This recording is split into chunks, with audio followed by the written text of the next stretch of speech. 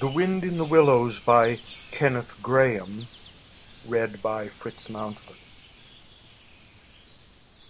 Chapter 1. The River Bank.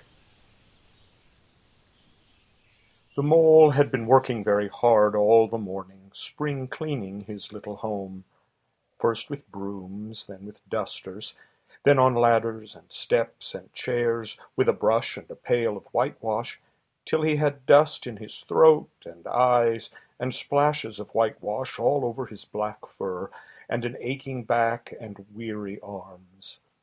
Spring was moving in the air above and in the earth below and around him, penetrating even his dark and lowly little house with its spirit of divine discontent and longing. It was small wonder, then, that he suddenly flung down his brush on the floor, said "bother" and "oh, blow," and also "hang spring cleaning," and bolted out of the house without even waiting to put on his coat. Something up above was calling him imperiously, and he made for the steep little tunnel which answered in his case to the gravelled carriage drive owned by animals whose residences are nearer to the sun and air. So he scraped and scratched and scrabbled and scrooged, and then he scrooged again and scrabbled and scratched and scraped, working busily with his little paws and muttering to himself, up we go, till at last, pop, his snout came out into the sunlight, and he found himself rolling in the warm grass of a great meadow. "This is fine," he said to himself. "This is better than whitewashing." The sunshine struck hot on his fur. Soft breezes caressed his heated brow, and after the seclusion of the cellarage he had lived in so long, the carol of happy birds fell on his dulled hearing almost like a shout. Jumping off all his forelegs at once, in the joy of living and the delight of spring without its cleaning, he pursued his way across the meadow. He thought his happiness was complete, when, as he meandered aimlessly along, suddenly he stood by the edge of a full-fed river. Never in his life had he seen a river before. This sleek, sinuous, full-bodied animal, chasing and chuckling, gripping things with a gurgle and leaving them with a laugh, to fling itself on fresh playmates that shook themselves free and were caught and held again. All was a shake and a shiver, glints and gleams and sparkles, rustle and swirl, chatter and bubble. The mole was bewitched, entranced, fascinated. By the side of the river he trotted, as one trots when very small, by the side of a man who holds one spellbound by exciting stories. And when tired at last, he sat on the bank, while the river still chattered on to him, a babbling procession of the best stories in the world, sent from the heart of the earth, to be told at last to the insatiable sea. As he sat on the grass and looked across the river, a dark hole in the bank opposite, just above the water's edge, caught his eye, and dreamily he fell to considering what a nice, snug dwelling-place it would make for an animal with few wants, and fond of a bijou riverside residence, above flood level and remote from noise and dust. As he gazed, something bright and small seemed to twinkle down in the heart of it, vanished, then twinkled once more like a tiny star. But it could hardly be a star in such an unlikely situation, and it was too glittering and small for a glowworm. Then, as he looked, it winked at him, and so declared itself to be an eye, and a small face began gradually to grow up round it, like a frame round a picture. A brown little face with whiskers, a grave, round face, with the same twinkle in its eye that had first attracted his notice. Small, neat ears and thick, silky hair. It was the water rat. Then the two animals stood and regarded each other cautiously. "Hullo, Mole," said the water rat. "Hullo, Rat," said the Mole. "Would you like to come over?" inquired the rat presently. "Oh, it's all very well to talk," said the Mole rather pettishly, he being new to a river and riverside life and its ways. The rat said nothing, but stooped and unfastened a rope and hauled on it, then lightly stepped into a little boat which the Mole had not observed. It was painted blue outside and white within, and was just the size for two animals, and the Mole's whole heart went out to it at once, even though he did not yet fully understand its uses. The rat sculled smartly across and made fast. Then he held up his forepaw as the Mole stepped gingerly down. "Lean on that," he said. "Now then, step lively." And the Mole, to his surprise and rapture, found himself actually seated in the stern of a real boat. "This has been a wonderful day," said he, as the rat shoved off and took to the sculls again. "Do you know, I've never been in a boat before in all my life." "What?" cried the rat, open-mouthed. "Never been in a... You never... Well, What have you been doing, then?" "Is it so nice as all that?" asked the Mole shyly, though he was quite prepared to believe it as he leant back in his seat and surveyed the cushions, the oars, the rowlocks, and all the fascinating fittings, and felt the boat sway lightly under him. "Nice? It's the only thing," said the water rat solemnly, as he leant forward for his stroke. "Believe me, my young friend, there is nothing, absolutely nothing, half so much worth doing as simply messing about in boats. Look here, if you've really nothing else on hand this morning, supposing we drop down the river together and have a long day of it." The Mole waggled his toes from sheer happiness, spread his chest with a sigh of full contentment, and leaned back blissfully into the soft cushions. "What a day I'm having," he said. "Let us start at once."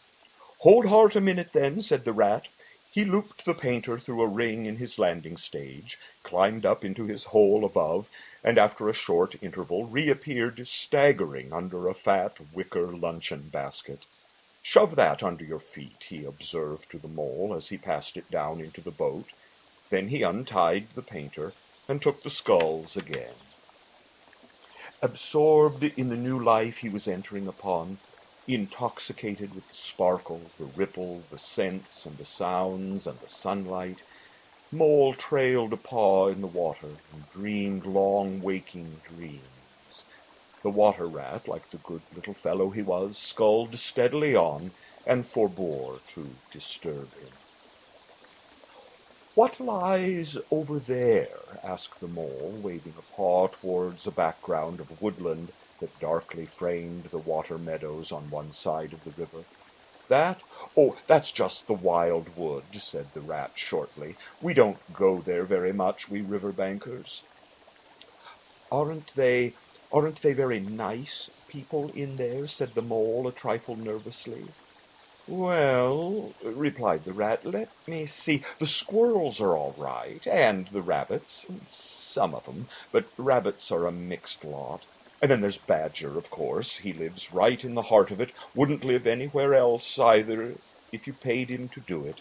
Dear old Badger. Nobody interferes with him. They'd better not," he added significantly.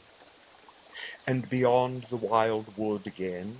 Mole asked, "where it's all blue and dim, and one sees what may be hills, or perhaps they mayn't, and something like the smoke of towns, or is it only cloud drift?" "Beyond the wild wood comes the wide world," said the rat, "and that's something that doesn't matter either to you or me."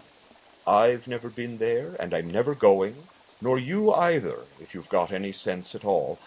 Don't ever refer to it again, please. Now then, here's our backwater at last, where we're going to lunch."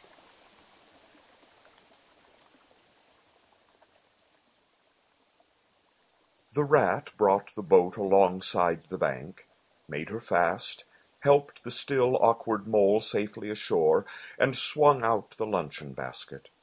The mole begged as a favor to be allowed to unpack it all by himself, and the rat was very pleased to indulge him, and to sprawl at full length on the grass and rest, while his excited friend shook out the tablecloth and spread it, took out all the mysterious packets one by one, and arranged their contents in due order, still gasping, oh my," at each fresh revelation.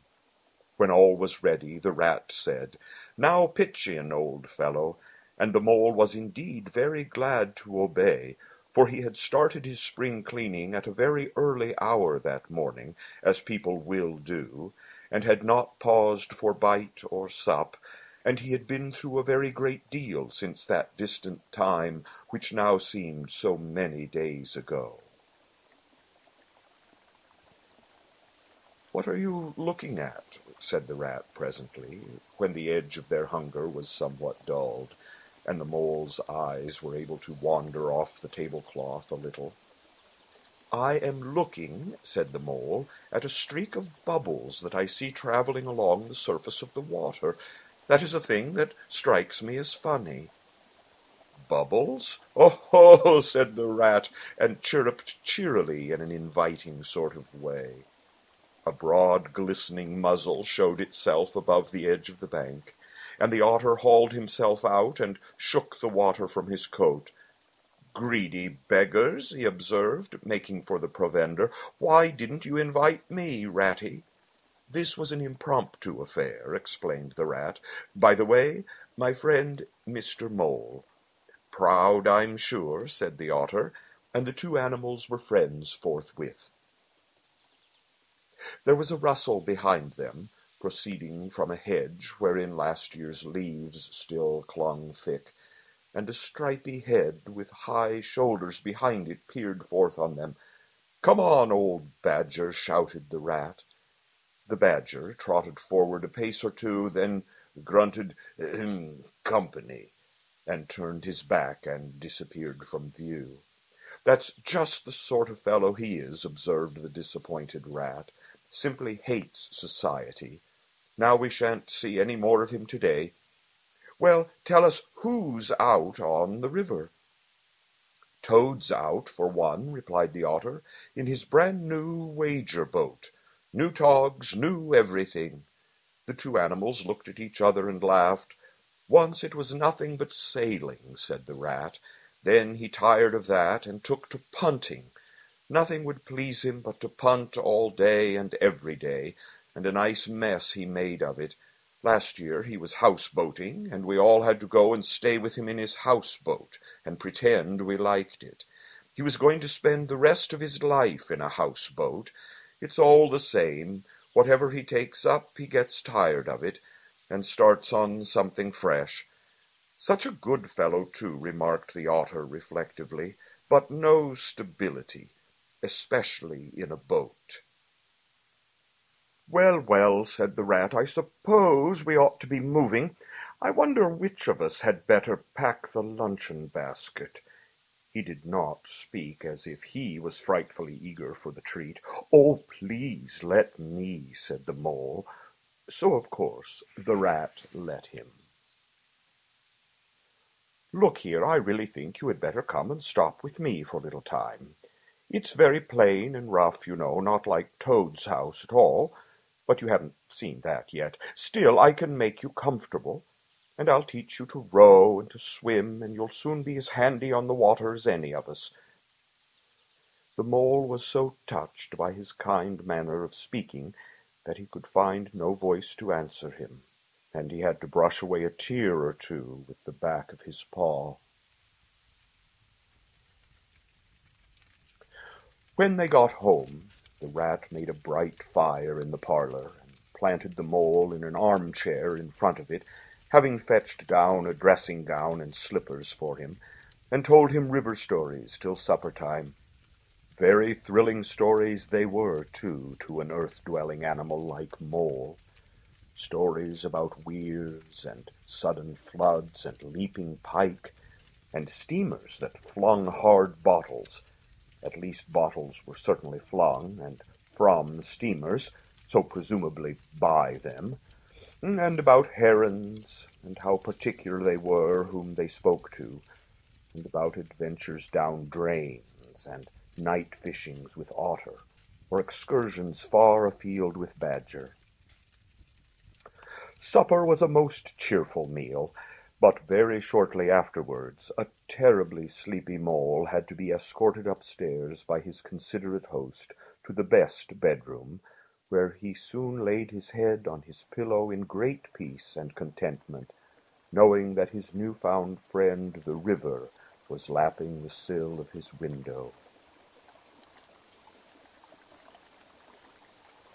This day was only the first of many similar ones for the emancipated Mole, each of them longer and full of interest as the ripening summer moved onward. He learnt to swim and to row, and entered into the joy of running water, and with his ear to the reed stems he caught, at intervals, something of what the wind went whispering so constantly among them.